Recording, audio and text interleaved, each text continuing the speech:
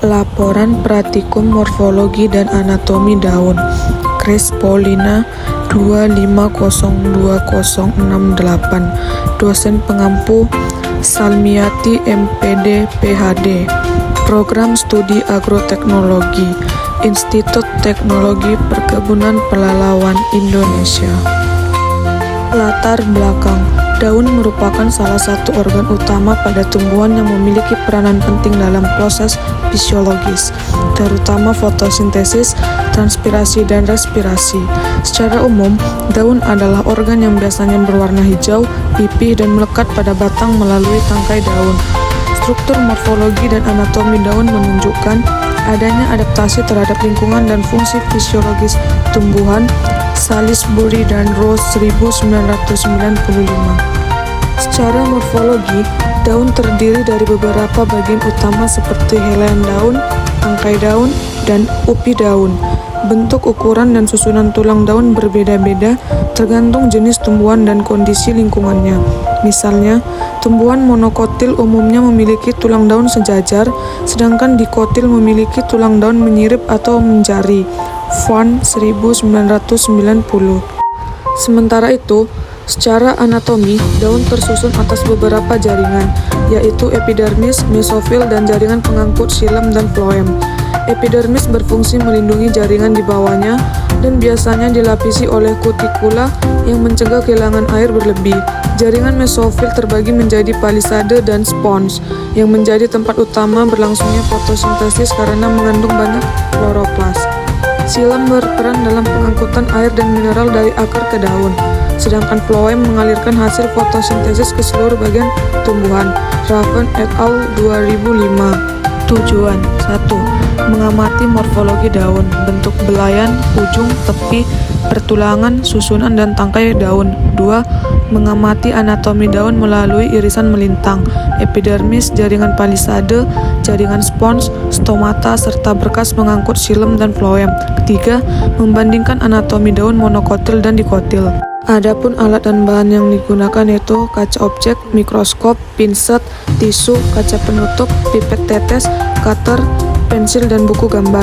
Dan bahan yang digunakan yaitu face green, daun lemtoro, aquades, daun kacang panjang, safranin, daun mangga, sawit, dan daun jagung. Cara kerja: A. Pengamatan morfologi daun. 1. Ambil daun monokotil, sawit, dan jagung, dikotil, lamtoro, dan mangga. 2. Amati bentuk helaian, ujung pangkal, tepi, pertulangan daun, menyirip atau sejajar, dan letak daun pada batang. 3. Catat dan gambar perbedaan morfologi daun monokotil dan dikotil. Cara kerja B. Pengamatan anatomi daun. 1. Buat irisan melintang tipis pada daun monokotil dan dikotil menggunakan cutter. Kedua, letakkan irisan pada kaca objek dan tetesi aquades.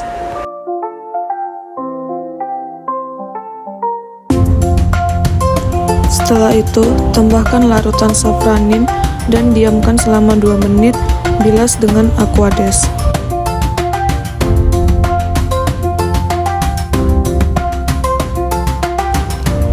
Keempat, tambahkan face green untuk kontras warna, tutup dengan kaca penutup.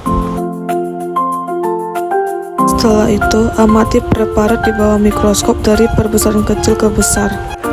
Hasil: pada morfologi daun 1. Daun kacang panjang. Daun kacang panjang berbentuk majemuk menyirip 3, artinya dalam satu tangkai daun terdapat 3 helai anak daun. Bentuk anak daun biasanya oval hingga lonjong dengan ujung runcing dan pangkal tumpul. Tepi daun rata, tidak bergerigi atau berombak. Ujung daun runcing, pangkal daun tumpul atau agak membulat. Pertulangan daun memiliki pertulangan menyirip, di mana tulang utama berada di tengah dan cabang-cabang tulang daun menyebar ke samping kanan dan kiri. Warna daun umumnya hijau tua di permukaan atas dan hijau muda di bagian bawah. Permukaan daun halus namun terkadang agak berbulu halus di bagian bawahnya. Tangkai daun cukup panjang dan berbentuk silindris, menempel pada batang dengan duduk daun berseling. Letak daun berseling pada batang, artinya satu daun tumbuh pada tiap ruas secara bergantian. 2. Daun mangga. Bentuk daun. Daun mangga berbentuk lonset atau oval memanjang dengan ujung meruncing dan pangkal agak tumpul. Jenis daun, termasuk daun tunggal. 1 helaian daun utuh dalam 1 tangkai daun. Tepi daun rata, tidak bergigi atau berlekuk.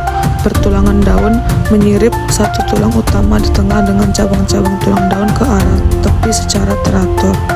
Permukaan daun. Permukaan atas licin mengilap dan hijau tua. Permukaan bawah lebih pucat dan tidak mengkilap.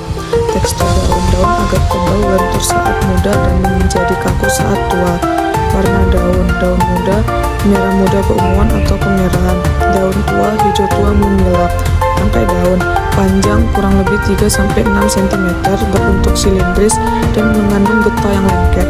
Letak daun berseling pada batang, artinya daun tumbuh bergantian pada setiap ruas batang. Aroma, jika diremas, daun mangga mengeluarkan aroma khas terpantin karena mengandung minyak atsiri. 3. Daun lamtoro. Bentuk daun. Daun lamtoro berbentuk majemuk ganda menyirip, artinya satu daun terdiri dari beberapa pasang anak sirip, dan setiap anak sirip masih memiliki banyak anak daun kecil. Jenis daun. Daun majemuk ganda. Ciri khas tanaman suku polong-polongan. Bentuk anak daun. Anak daun berbentuk oval kecil hingga lonjong, berukuran sekitar 5-10 mm, dengan ujung runcing dan pangkal tumpul. Tepi daun rata, tidak bergigi atau berembak. Pertulangan daun menyirip dengan 1 tulang utama di tiap anak sirip dan cabang-cabang halus ke arah tepi. Permukaan daun. Kedua permukaan halus dan berwarna hijau muda sampai hijau tua, tergantung usia daun. Letak daun berseling pada batang dan ranting. Tangkai daun relatif panjang, sekitar 3-6 cm. Dengan pangkal daun terdapat kelenjar kecil yang mengeluarkan nektar. Ciri khas lain, daun lamtoro muda menutup saat disentuh atau malam hari. Mirip seperti daun putri malu namun tidak sepeka itu. 4. Daun jagung. Bentuk daun jagung berbentuk pita, panjang, sempit, dan ujungnya meruncing. Jenis daun termasuk daun tunggal. 1 helaian daun tumbuh dari 1 tangkai daun. Pertulangan daun sejajar, ciri khas tumbuhan monokotil. Semua tulang daun sejajar dari pangkal hingga ujung daun. Tepi daun rata namun sedikit kasar karena terdapat rambut halus atau duri kecil di tepinya. Permukaan daun, permukaan atas halus dan hijau tua, kalau permukaan bawah lebih pucat dan terdapat bulu-bulu halus. Kedua permukaannya sering menunjukkan lapisan lilin tipis untuk mengurangi penguapan air. Ukuran daun. Panjang daun bisa mencapai 30-100 cm dengan lebar sekitar 5-10 cm, tergantung varietas dan usia tanaman. Pelepah daun.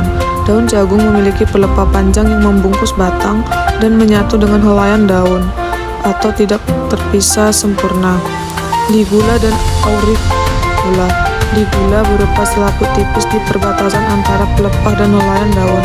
Auricula, tonjolan kecil seperti telinga di sisi kiri dan kanan ligula yang membantu melekatkan daun ke batang. Letak daun berseling pada batang, tersusun bergantian di setiap ruas batang secara spiral. 5. Daun sawit. Bentuk daun kelapa sawit berbentuk menyirip majemuk. 1 tangkai daun terdiri dari banyak helaian anak daun yang tersusun di kanan dan kiri ibu tulang daun seperti sirip. Jenis daun. Daun majemuk menyirip. Ciri khas tumbuhan monokotil dari famili Arecaceae. Anak daun. Jumlah sekitar 100-150 helai per pelepah daun. Bentuknya lancet, panjang dan ujungnya runcing. Panjang foliole 30-60 cm, lebar sekitar 3-5 cm. Letak tersusun bergantian pada ibu tulang daun. Pertulangan daun sejajar sesuai ciri monokotil. Tiap anak daun memiliki tulang-tulang daun sejajar dari pangkal ke ujung. Tepi daun rata dan agak kasar, terutama pada daun yang sudah tua. Permukaan daun atas hijau tua dan mengilap. Permukaan bawah lebih pucat dan kadang berbulu halus. Terdapat lapisan lilin kutikula sebagai pelindung dari penguapan air berlebih. Pelepah daun panjang sekitar 1,5-3 meter, berduri tajam di sepanjang tepinya, terutama pada tanaman muda. Pelepah daun ini menyelubungi batang dan menjadi tempat melekatnya anak daun. letak daun tersusun spiral di puncak batang, membentuk tajuk yang rapat dan simetris. Warna daun hijau tua pada daun tua dan hijau muda kekuningan pada daun muda. Hasil anatomi daun satu daun mangga. Epidermis atas terlihat sebagai lapisan paling luar di bagian atas, terdiri atas sel-sel tunggal berderet rapat dan berdinding tebal. Sel ini berfungsi sebagai pelindung jaringan dalam daun. Kutikula. Di bagian paling atas epidermis terdapat lapisan lilin kutikula yang tampak mengkilap dan tebal. Fungsinya untuk mengurangi penguapan air dari permukaan daun. Jaringan palisade. Tepat di bawah epidermis atas tampak sel-sel memanjang tersusun rapat secara vertikal. Jaringan ini kaya kloroplas dan berfungsi utama untuk fotosintesis. Jaringan spons terletak di bawah jaringan palisade, tersusun longgar dengan banyak ruang antar sel. Jaringan ini membantu pertukaran gas CO2 dan O2 dalam proses fotosintesis. Berkas pengangkut xilem dan floem. Di bagian tengah terlihat berkas pembuluh yang terdiri atas xilem, pembuluh kayu mengangkut air dan mineral ke daun. Floem, pembuluh tapis, mengangkut hasil fotosintesis ke seluruh tubuh tumbuhan. Epidermis bawah, tersusun dari sel-sel tunggal seperti epidermis atas. Di bagian ini terdapat stomata mulut daun yang digunakan untuk pertukaran gas dan transpirasi. 2. Daun jagung. Epidermis atas dan bawah terlihat sebagai lapisan sel tunggal di bagian terluar atas dan bawah daun. Sel-selnya berbentuk persegi panjang, berdinding tebal dan dilapisi kutikula tipis untuk mengurangi penguapan air. Jaringan mesofil. Tidak terdiferensiasi jelas antara palisade dan spons, berbeda dengan daun dikotil. Mesofil daun jagung terdiri dari sel-sel parenkim yang mengandung kloroplas dan tersusun agak longgar. Di beberapa bagian tampak bundle sheath atau seludang pembuluh yang khas pada daun C4 seperti jagung. Berkas pengangkut xilem dan floem terlihat jelas sebagai struktur oval memanjang yang tersusun sejajar mengikuti bentuk daun atau petulangan sejajar. Xilem, pembuluh kayu, berada di bagian atas berkas pengangkut, berfungsi mengangkut air dan mineral. Floem atau pembuluh tapis berada di bagian bawah berkas pengangkut, mengalirkan hasil fotosintesis. 3. Daun kacang panjang. Epidermis atas terdiri atas satu lapisan sel tunggal berbentuk pipi dan tersusun rapat. Dinding selnya menebal dan dilapisi kutikula tipis untuk melindungi jaringan dalam dari kekeringan dan patogen. Jaringan spons terletak di bawah jaringan palisade, tersusun dari sel-sel bulat tidak teratur dan longgar dengan banyak ruang antar sel. Berfungsi untuk pertukaran gas CO2 dan O2 dan sirkulasi udara dalam daun. Pembahasan. Daun merupakan organ tumbuhan yang berfungsi utama sebagai tempat berlangsungnya proses fotosintesis serta memiliki variasi struktur yang mencerminkan adaptasi tumbuhan terhadap lingkungannya. Pada daun mangga, secara morfologi daun ini termasuk daun tunggal dengan bentuk lonjong atau elips, berujung meruncing, tepi rata, serta permukaan daun yang licin dan dilapisi oleh kutikula sehingga mengurangi penguapan. Susunan daun mangga bersifat bersiling pada batang dan memiliki pertulangan menirip yang merupakan ciri khas tumbuhan dikotil. Secara anatomi, daun mangga memiliki epidermis atas dan bawah yang tersusun dari satu lapisan sel dengan banyak stomata terutama pada bagian bawah daun.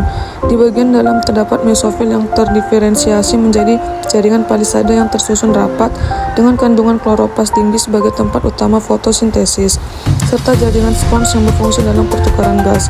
Berkas pembuluh pada daun mangga terdiri atas xilem yang berada di bagian atas dan floem di bawahnya yang disokong oleh jaringan penguat seperti sklerenkip. Struktur anatomi tersebut mendukung kemampuan daun mangga dalam melakukan fotosintesis secara optimal dan mengurangi kehilangan air pada udara panas.